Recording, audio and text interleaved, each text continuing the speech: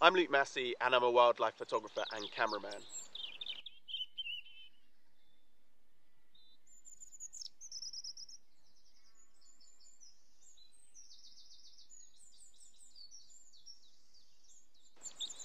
I've been taking pictures for about near on 15 years now. I first picked up a camera when I was 12 years old. My sister was doing photography at college and I basically started stealing her camera at the weekends and taking it with me on my nature walks.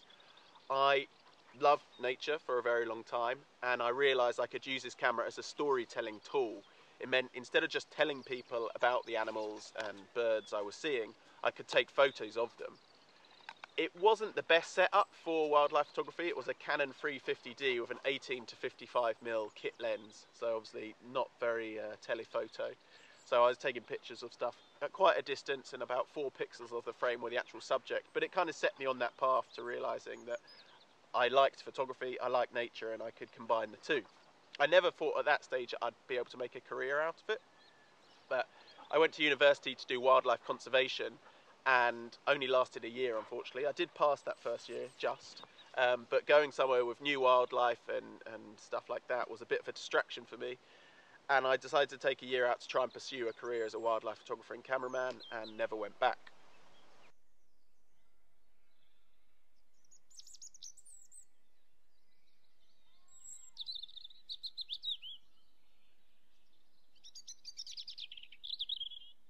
When I was kind of shooting solely Canon, I was shooting on a Canon 1DX eventually with a 500mm prime lens, a 70 to 200, and basically the kind of common Canon kit bag.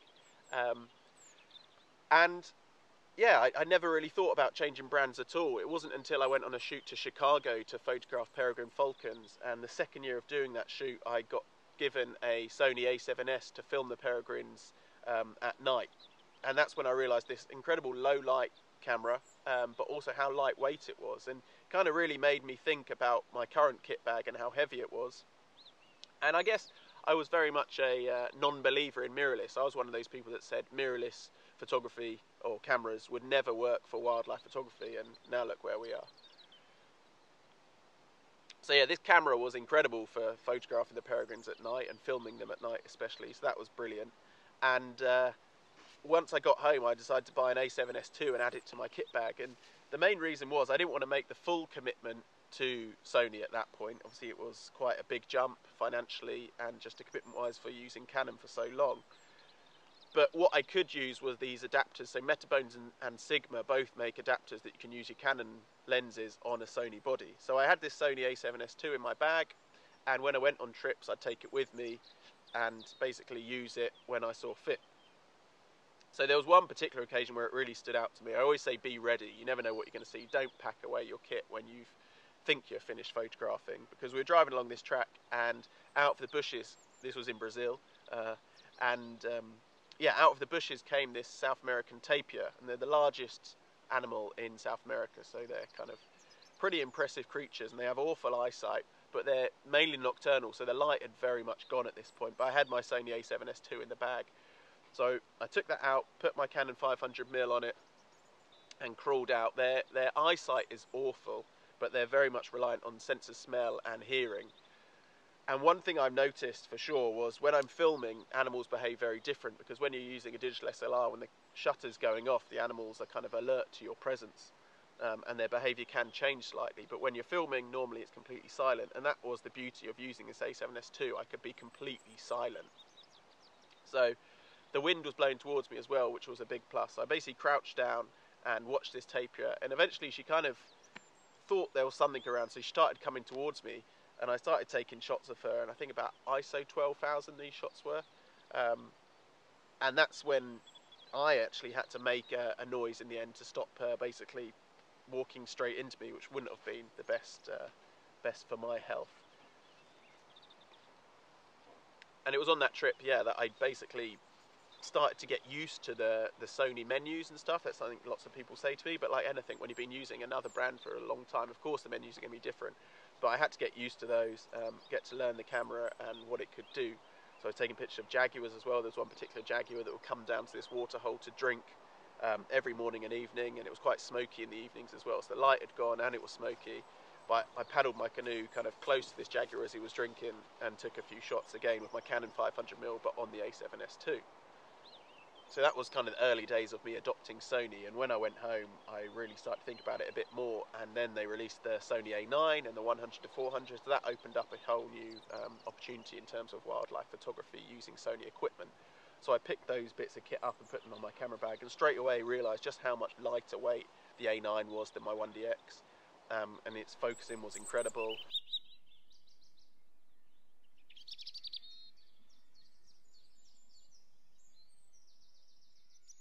I live in northern Spain, and it's one of those places where we have a huge biodiversity of wildlife due to the huge range of habitats. Here in northern Spain it's quite humid and damp, it's a lot greener, and up in the mountains we've got chamois feeding on the lichen on the rocks up on the snow line, alpine choughs.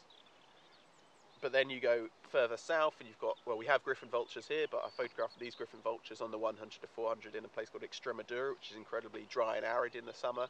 Then I went even further south to the basically extreme southern tip of Spain to photograph these Kentish plovers. I was actually filming a short film there, filming little terns and Kentish plovers. And sometimes when you're looking down the viewfinder and you wish you could take stills as well, and this was one of those particular shots. This Kentish plover had been going back and forth, feeding on flies on the surface, but the light was really high, so I decided to make it black and white, really high key effect, and luckily the Kentish plover played ball. But basically I really began to enjoy using this Sony equipment, using its technology. I loved the electronic viewfinder, which I thought I'd never say. With the 120 frames per second live view in the A9, it's as you are seeing it, so to speak, and when you're changing your settings you're seeing how your photo's going to look before you've even taken the photo, which for me is a huge plus in wildlife photography, because sometimes you only get that one opportunity to get the shot before the animal or bird is gone. I still had my Canon 500mm in my bag, and then eventually Sony released the 400 2.8, which was a huge game changer for me. It's like the ultimate in wildlife lenses, and combined with the 1.4 and 2x converters, which I use, and again, no real loss of image quality. Of course you lose stops of light, but the focusing still is excellent. So I was taking shots happily with a 2x, so I've got an 800 5.6 lens, and I've also now added a 200 to 600 lens into my backpack as well, which is a brilliant lens for filming, and it gives you that versatility on the zoom too. And I took that on a trip to Brazil last year and solely used that, only took my A9 and that as my only lens, and loved it, and even used the 2x on it, on stuff like this white-headed water tyrant, and then we went round a bend and there was a jaguar and I still had the 2x on it, but the quality is still fantastic.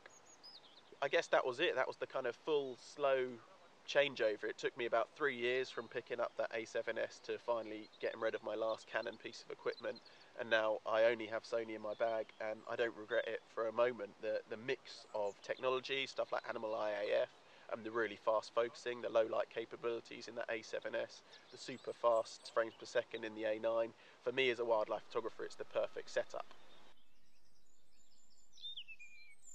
Alongside obviously like my professional gear, there is a piece of kit that really surprised me.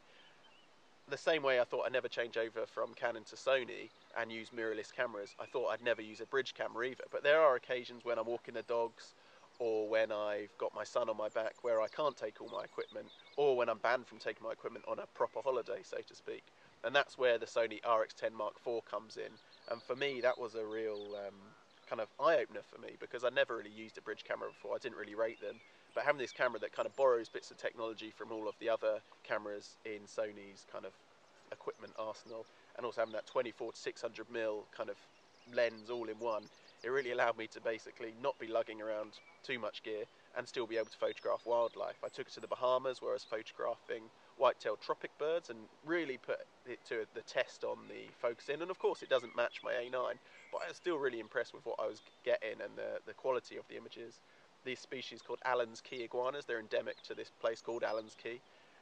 Be able to get really nice portraits of them right close in, curly-tailed lizards as they scampered about the beaches, banana quits, and the beauty of that is it's still got 2.4 on the aperture, up to kind of 300mm I think, so you get this beautiful bokeh in the background, and the sharpness of the lens was really, really incredible.